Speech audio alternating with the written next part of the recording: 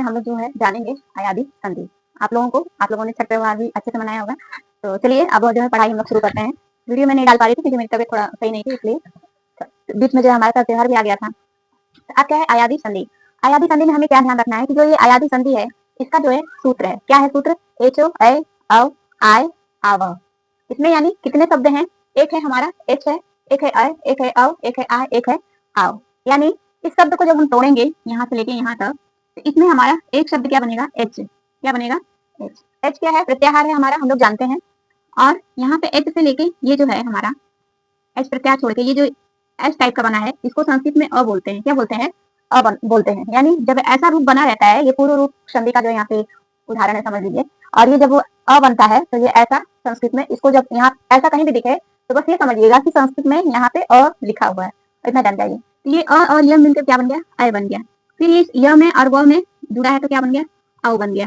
फिर इस व में आ है तो क्या हो गया, आय हो गया।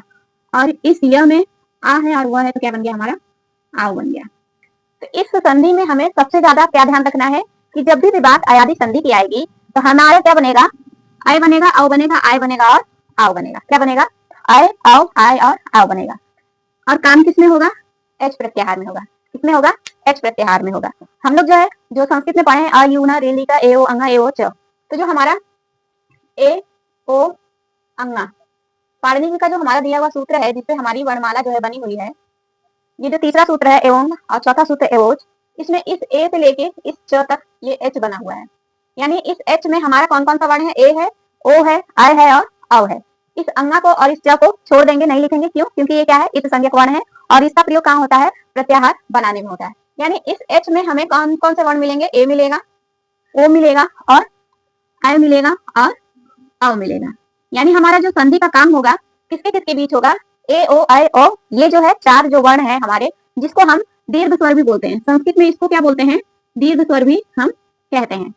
अब यहाँ पे इसका मतलब क्या हो गया कि हमारा दीर्घ और प्लुत सब है, हिस्स तो इसका बनता नहीं है, ये दीर्घ स्वर है, दीर्घ स्वर वर्ण है, तो ये इसलिए जो है यहाँ पे हिस्स नहीं, इसको दीर्घ स्वर वर्ण भी कहते हैं। तो अब है हमारा कि एच प्रत्याहार है और अयादी संधि में हमें क्या क्या बातें ध्यान रखनी है, इतना जान लीजिए। ये तो है सूत्र का डिटेल कि सूत्र में क्या क्या बातें आई हैं। सूत्र में हमारा एच प्रत्याहार आया है, अय शब्द आया है, अ शब्द आया है, आय शब्द आया है और आव शब्द आया है। तो संस्कृत में जब अयादी संधि की बात की जाएगी तो हमें क्या ध्यान रखना है कि आय औ आय और आव, ये जहाँ पे शब्द देखने को मिलेंगे तो उसमें हमारी क्या होगी, अयादी संधि होगी। अब इसका नियम क्या है, इसको जान लेते हैं। तो इसका नियम जो है कि हम लोग जानते हैं कि संस्कृत में जब संधि होती है और हिंदी में भी संधि होती है तो क्या होते हैं, दो पद होते हैं। क्या होते हैं, दो पद होते हैं। एक होता है पूर्व पद जिसको हम प्रथम पद भी बोल सकते हैं, ठीक है, और एक होता है हमारा उत्तर पद। क्या होता है, उत्तर पद। इस उत्तर पद को हम दूसरा पद भी बोल सकते हैं, ठीक है। अब अयादी संधि में हमें ये ध्यान रखना है कि पहले पद में क्या होना चाहिए। पहले पद में अभी तक जो है हम लोग दीर्घ पढ़े हैं, चाहे वृद्धि पढ़े हैं, चाहे गुण पढ़े हैं, तो हमारा उसमें अ ई उ ऋ ऋ ये पांच वर्ण जो है काम कर रहे थे, चाहे आगे पीछे आते चाहे जैसे। लेकिन यहाँ पे अयादी संधि में हमारा कौन सा वर्ण काम करेगा, एच का काम करेगा। एच में कौन कौन से हैं, ए है, फिर क्या है, ओ है, और फिर क्या है, आय है, और फिर क्या है, औ है। ये जो है पहले पद में होना चाहिए। ए हो चाहे ओ हो, चाहे आय हो चाहे औ हो, इन्हीं चार वर्णों में से जो है पहले पद में यदि इन चार वर्णों में से कोई भी वर्ण आ गया तब भी हम समझ जाएंगे कि अयादी संधि है, ठीक है। क्योंकि अयादी संधि के लिए जो है हमारा वृद्धि में भी ए ओ आई ओ का काम हो रहा था, लेकिन उसमें क्या ये पूर्व पद में नहीं था, उत्तर पद में था, ठीक है। वृद्धि संधि में भी इन वर्णों का प्रयोग है लेकिन पूर्व पद में नहीं है, किसमें है, उत्तर पद में है। लेकिन अयादी संधि में जो है इन वर्णों का प्रयोग, जिसे हम संस्कृत में स्वर दीर्घ स्वर वर्ण कहते हैं, इनका जो प्रयोग है उत्तर पद में ना होकर किसमें हो जा रहा है, पूर्व पद में हो जा रहा है। तो जब उत्तर पद में हमें देखने को मिलेगा तब तो वृद्धि संधि हो जाएगी। इन वर्णों यदि उत्तर पद में मिलेगा ए ओ आई ओ तब तो वृद्धि संधि में चला जाएगा। लेकिन यदि पूर्व पद में हमारा ए ओ आई औ देखने को मिलेगा तो वो हमारे किसमें चला जाएगा, अयादी संधि में चला जाएगा। तब इसका दूसरा नियम क्या है, इसका दूसरा नियम है कि जो दूसरा पद है यानी उत्तर पद है, इसमें जो है अच आना चाहिए। क्या आना चाहिए, अच। अब यहाँ अच का मतलब क्या है कि जो हमारा संस्कृत में स्वर वर्ण है 9, जो 9 स्वर वर्ण है, कोई सा भी स्वर वर्ण आ सकता है। 9 स्वर वर्ण कौन कौन से हैं, अ ई उ ऋ ऋ ए ओ आय औ। यानी इधर जो दूसरा पद है उसमें जो संस्कृत का जो स्वर 9 स्वर वर्ण है उसमें से कोई भी वर्ण हो सकता है। अ भी हो सकता है, ई भी हो सकता है, उ भी हो सकता है, ए भी हो सकता है, ओ भी हो सकता है, कुछ भी हो सकता है।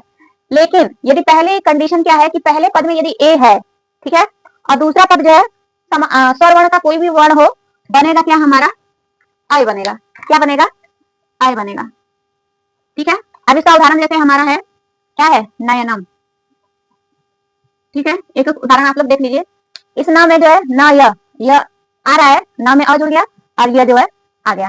फिर दूसरा क्या है कंडीशन कि जो हमारा, इसको पास कर लीजिए, थोड़ा दूर हो जा रहा है। जो दूसरा पद है, दूसरी कंडीशन क्या है? यदि ओ आ जाता है, ए आएगा तो हमारा अय बनेगा, और वो ओ आ जाता है और फिर कोई भी अच स्वर वर्ण आता है तो हमारा क्या हो जाता है?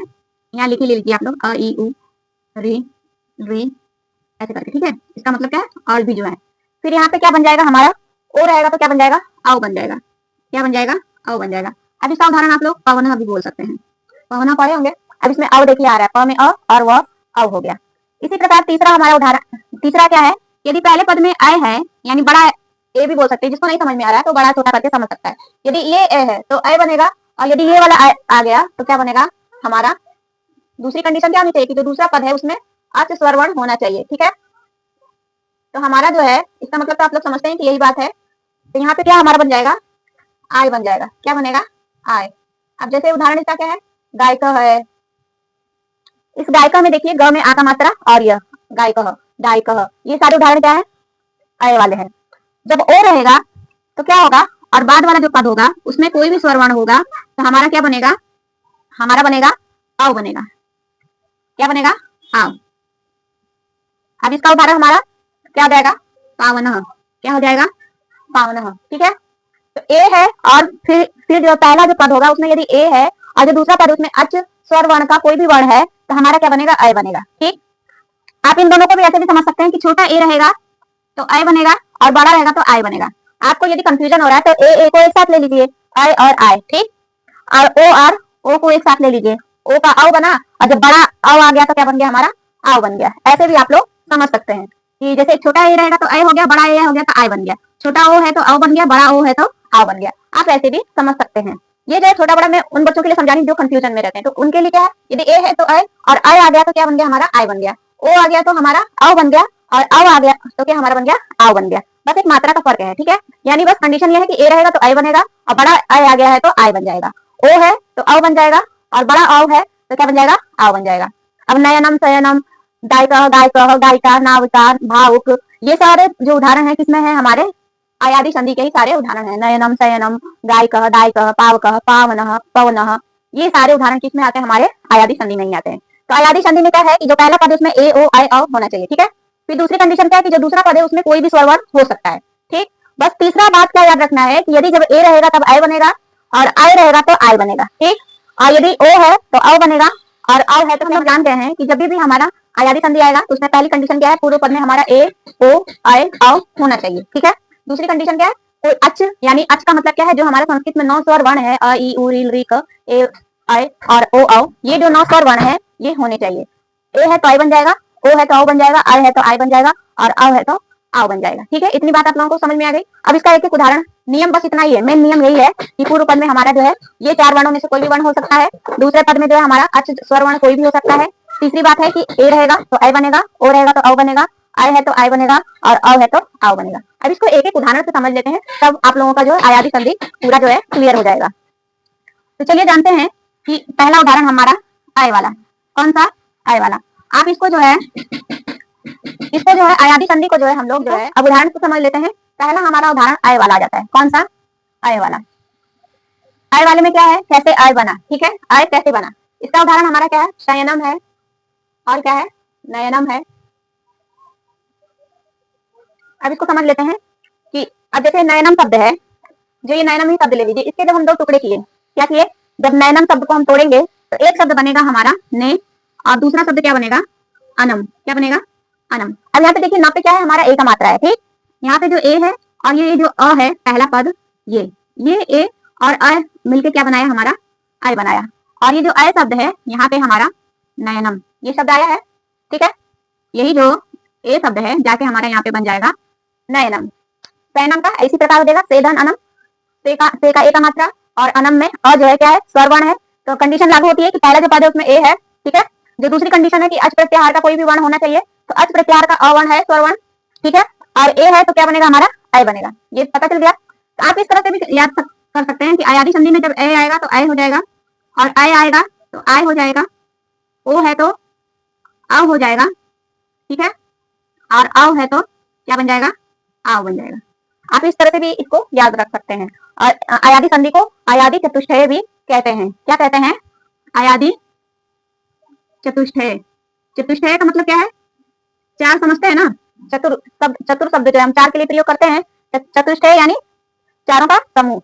अयादी संधि में अब ये देखिए अय बन रहा है 1 2 3 4, चार शब्द बन रहे हैं, तो इसीलिए इसको अयादी चतुष्टय भी कहा जाता है, ठीक है। तो जब भी अयादी चतुष्टय करके भी आ जाएगा तो आप लोग कंफ्यूजन में मत होइएगा, ये अयादी संधि का ही क्या है, दूसरा नाम है।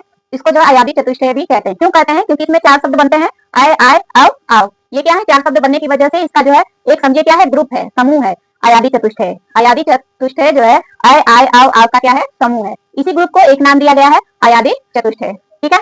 तो आय का उदाहरण आप लोग देख लिए। अब देख लीजिए उदाहरण आय का। आय का उदाहरण क्या आ जाएगा हमारा, दायकः गायकः, ये सब आ जाएंगे। हम आय का तो उदाहरण देख चुके हैं, अब देख लेते हैं आय का उदाहरण। किसका उदाहरण, आय का। अब आय में हमारा क्या है, गायिका शब्द आ जाता है, नायिका आ जाता है, दायिका भी आ जाता है। ये सारे उदाहरण किसके, हमारे आय के हैं। किसके हैं, आय के। चलिए नायिका को तोड़ लेते हैं। अब नायिका में हमारा बनेगा शब्द क्या, ने धन अकह। क्या बनेगा, ने धन अकह, ठीक है। इस ने पे हमारा क्या है, आय का मात्रा है, तो ये जो हमारा आय है और ये क्या है, क्या है, स्वर वर्ण है। तो पहली कंडीशन में कि हमारा जो पहला पद है उसमें हमारा अ है। दूसरी कंडीशन की अच प्रत्याहार का जो है हमारा कोई ना कोई वर्ण होना चाहिए, तो अच प्रत्याहार का अवर्ण है। और ये ए और अ मिलकर क्या बन गया, हमारा आय बन गया। क्या बन गया, और ये शब्द क्या बन गया हमारा यहाँ पे, नायिका, ठीक है। अब अ का उदाहरण देख लेते हैं कि अ कैसे आया। अ में हमारा क्या रहेगा कि जो पहला पद है उसमें ओ होना चाहिए। क्या होना चाहिए, ओ होना चाहिए। अब अ का उदाहरण देख लीजिए। अ में हमारा जैसे पवना है, भवना है, ठीक है, पढ़ते हैं ना शब्द, भवनम, पवनम। अब इसमें देखिए भव, अव दिख रहा है, पव, पवनम, पव, अव दिख रहा है। इस भवनम को चलिए तोड़ लेते हैं। तो एक शब्द हमारा बनेगा भो और एक शब्द बनेगा था हमारा अनम। तो भो धन अनम क्या हो जाएगा, हमारा भवनम हो जाएगा। इस भ में हमारा क्या जुड़ा है, ओ का मात्रा जुड़ा है। तो ये ओ और ये जो अनम है, अनम में अ, और इस भो में अ, ओ का जो मात्रा है, तो पहला पद में क्या है, ओ है, और जो दूसरा पद है उसमें क्या है, स्वरवर्ण है। तो ये ओ और अ मिलकर क्या बन गया, हमारा आव बन गया। अब यहाँ पे देखिए आपको आव शब्द दिख रहा है, ठीक है। तो ये भाव का उदाहरण हो गया, ठीक है। आप चलिए आव का उदाहरण देख लेते हैं और वीडियो को अंत तक आप लोग देखते रहिए, क्योंकि अंत में आप लोगों को जो है ट्रिकी सोल्यूशन भी मिलने वाला है, जैसे मिलता रहा है इसमें भी मिलेगा। अब हमारा उदाहरण है आव से संबंधित। अब आव वाले में क्या है हमारा कि पावना, कौन कौन सा शब्द आ जाता है, पावना, ठीक है, पावकः, ये सारे उदाहरण किसके हैं, आव शब्द के हैं। अब यहाँ पे देखिए आव आ रहा है, आव आ रहा है, में जो अ है वो आ जुड़ा हुआ है, और वह आव का जो है उच्चारण चाहे शब्द बीच में आपको देखने को मिल रहा है। तो ये क्या उदाहरण है, आव का है। तब इसको इसमें जो है हम पौनम को तोड़ेंगे तो हमारा जो है पोधन अनह हो जाएगा। क्या हो जाएगा, या पावका को भी तोड़ सकते हैं, पोधन अका हो जाएगा, ठीक है। पावना में और इस पावका में पावका को तोड़ लेते हैं तो इसका भी क्या हो जाएगा, पोधन अका हो जाएगा, ठीक है। इस ओ में क्या है, ओ का मात्रा जुड़ा है। अब इसको जैसे प धन ओ करेंगे तभी हमारा क्या है, ओ बना है, और यहाँ पे अधन क। अब क क्या है, व्यंजन वर्ण है, पूरा है, तो यानी यहाँ पे हमारा क्या है, स्वर वर्ण जुड़ा है, ठीक है। अब देखिए यहाँ पहले पद में ओ है हमारा, और जो दूसरा पद है उसमें अच प्रत्याहार का कोई ना कोई स्वर वर्ण है। तो ये अ और ये अ दोनों जो है हमारा ओ धन अ जो है, तो पहली कंडीशन क्या है कि पहले पद में जो है हमारा अ होना चाहिए, और जो दूसरी कंडीशन क्या है कि अच प्रत्याहार का कोई ना कोई वर्ण क्या है, होना चाहिए। तो हमारा क्या बन जाएगा, आव बन जाएगा। क्या बन जाएगा, आव। और यहाँ पे देखिए आपको यहाँ भी आव दिख रहा है, यहाँ भी आव दिख रहा है, तो ये क्या हो गया, हमारा उदाहरण आव का हो गया। तो ठीक है, तो हमारा बस अयादी संधि में ये याद रखना है कि अय बनेगा, आय बनेगा, अ बनेगा और आव बनेगा। ये जो ए आ गया पहले पद में तो अय बनना है, और ये वाला अय आ गया तो हमारा क्या बनेगा, आय बनेगा। ओ आ गया तो हमारा क्या बनेगा, अ बनेगा, और अ आ गया तो आव बनेगा। बस पूरा निचोड़ इस ए आय ओ औ का ही है।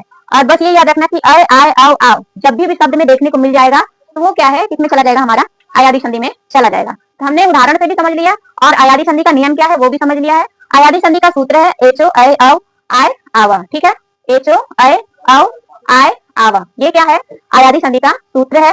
इसका मतलब है कि इसमें एच प्रत्याहार है, आय बना है, अव बना है, आय और आव, ये जो है सूत्र का जो है तोड़ने पे मिला था, बताई हूं मैं। और एच प्रत्याहार हमारा कहां से आ गया, जो पढ़नी जी ने सूत्र दिया है, एवं और एवोच, इन दो सूत्रों को मिला के एच प्रत्याहार बनाया। एच प्रत्याहार में ए ओ आय औ ये चार वर्ड आएंगे, ये दोनों जो वर्ण है छोड़ देंगे क्योंकि ये इत संज्ञक वर्ण है।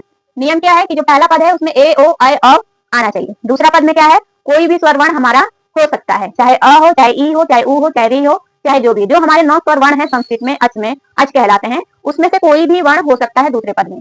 बस कंडीशन क्या है कि ए होगा तो हमारा आय बन जाएगा, आय है तो आय बन जाएगा, ओ है तो औ बन जाएगा, औ है तो आव बन जाएगा। और इन चारों के समूह को हम मिला के आयादी चतुष्टय भी नाम इसको देते हैं। तो इसके सारे उदाहरण भवनम, शयनम, पावकः, दावकः और क्या कहते हैं, ये तो हो गया। तो चलिए जानते हैं इसकी की व्यवस्था भी, उसको भी देख लेते हैं कि जिसके लिए जो है आप लोग इंतजार भी करते होंगे कि मैम लास्ट में जो है कुछ ना कुछ सोल्यूशन देंगे एग्जाम के लिए। तो एग्जाम के लिए या आप जब कंफ्यूजन में है तब, वैसे तो नियम को आप लोग जरूर अप्लाई करेंगे। नियम को जब हम अच्छे से समझ लेते हैं तो हमें ये बेनिफिट मिलता है कि जितने भी कोई भी शब्द आ जाएगा तो उसको हम इजिली कर सकते हैं। ठीक है, तो इंपॉर्टेंट फैक्ट लिख लीजिए आप लोग इसका। क्या है इसका इंपॉर्टेंट फैक्ट कि संधि वाली जगह, कहा संधि वाली जगह, जहां पे संधि हुई है वहां पे संधि वाली जगह हमें अय, आय, औ, आव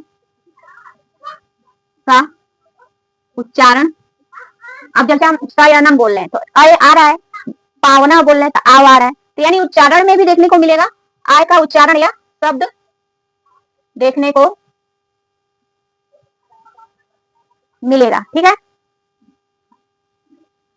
अब इसको उदाहरण से भी समझ लेते हैं। जैसे हमारा उदाहरण है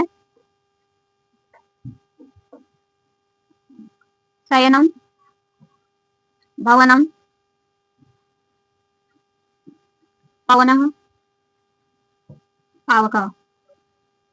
ठीक है, अब इसमें देखिए अय शब्द यहाँ आया, यहाँ अव आया, यहाँ पे जो है हमारा अव का तो 2 हो गया। चलिए यहाँ पे आप लिख लीजिए गायकः या गायिका लिख लीजिए। गायिका में हमारा यहाँ पे आय आया है और इसमें आव आया, तो यहाँ पे हमारा अय दिख रहा है, ठीक, यहाँ पे हमारा अव दिख रहा है, यहाँ पे हमारा आय दिख रहा है और यहाँ पे हमारा क्या दिख रहा है, आव दिख रहा है। तो इससे जो आप लोगों को समझ में आ गया होगा कि कहाँ पे अय आया है, कहाँ पे आव आया है और कहाँ पे आय और आव। आप तो शब्द में शब्द देखिए, अब जैसे शयनम देखिए, इसमें स के बाद यहाँ पे जो है संधि हुई है तो यहाँ पे अय दिख रहा है। भवनम में शब्द देखिए अव आ रहा है, गाय का आय आ रहा है, पाव का आव आ रहा है, यानी जहाँ पे भी हमारा अय, आय, अव, आव ये शब्द आएगा वहां पे हमारा क्या होगा, अयादी संधि होगा। कौन सी संधि होगी, अयादी संधि होगी। आई होप आप लोगों को वीडियो समझ में आई होगी और वीडियो आप लोगों को थोड़ी भी जानकारी फुल लगी होगी, तो आप लोग चैनल को लाइक, सब्सक्राइब, शेयर और कमेंट जरूर करिएगा। तो मिलते हैं अगली वीडियो में, तब तक आप लोग स्माइल करिए, पॉजिटिव माइंड रहिए और लाइफ में आगे बढ़िए।